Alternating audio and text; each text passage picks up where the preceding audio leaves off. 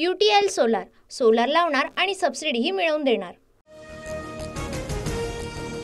Maharashtra ST कामगार कृती समितीचं आज राज्यभरात धरणे आंदोलन। राज्यात सरकारी कर्मचाऱ्यांप्रमाणे वेतनाची मागणी। माझ्या कार्यकर्त्यांना बोललेलं खपवून घेणार नाही, रामराजेंच्या नाराजीनंतर अजित पवारांचा रणजित नाईक निंबाळकर आणि जयकुमार गोरेंना इशारा।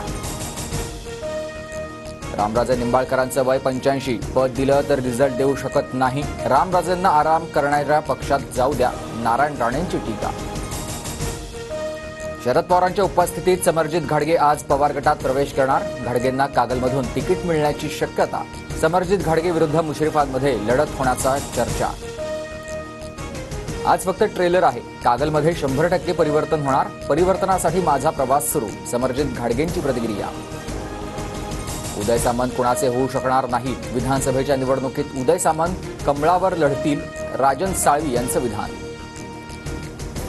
शरद पवार कोल्हापूर दौऱ्यावर, केपी पाटील आणि AY पाटील हे एकाच वेळी पवारांच्या भेटीला, तर राधानगरी भुदरगडमधून लढण्यासाठी दोघेही इच्छुक।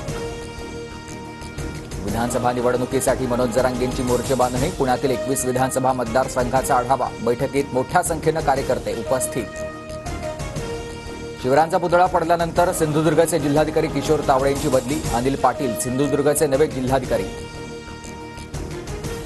बदलापूरमधील आंदोलनातील 105 जणांना जामीन मंजूर, रेल रोको, पोलिसांवर दगडफेक करणाऱ्या 58 आणि शाळेची तोडफोड करणाऱ्या 47 जणांची जामिनावर सुटका। मुख्यमंत्री लाडकी बहीण योजनेचा अर्ज भरण्यासाठी सप्टेंबर अखेरपर्यंत मुदतवाढ, योजनेचा लाभ जास्तीत जास्त महिलांनी मिळवण्यासाठी मुदतवाढ, मंत्री आदिती तटकरे यांची माहिती। राज्यात गेल्या अनेक वर्षांपासून रखडलेल्या शिक्षकेतर कर्मचारी भरतीचा मार्ग खुला, तर मुंबई उच्च न्यायालयानं शिक्षकेतर कर्मचारी भरतीवरील स्थगिती उठवली।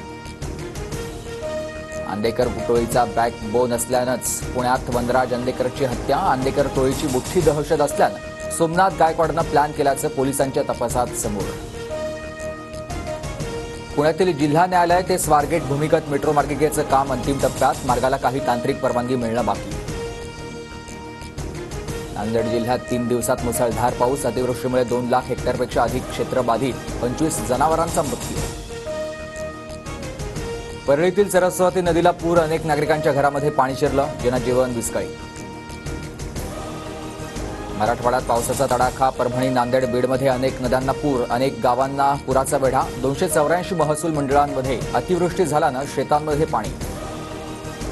संभाजीनगरच्या वाघूर नदीला पूर, पिकांचं नुकसान, धाड नदीच्या पुरात बाईकसह चालक वाहून गेल्याची घटना, तर फुलंब्रीमध्ये 45 वर्षीय व्यक्तीही पुरात वाहून गेली।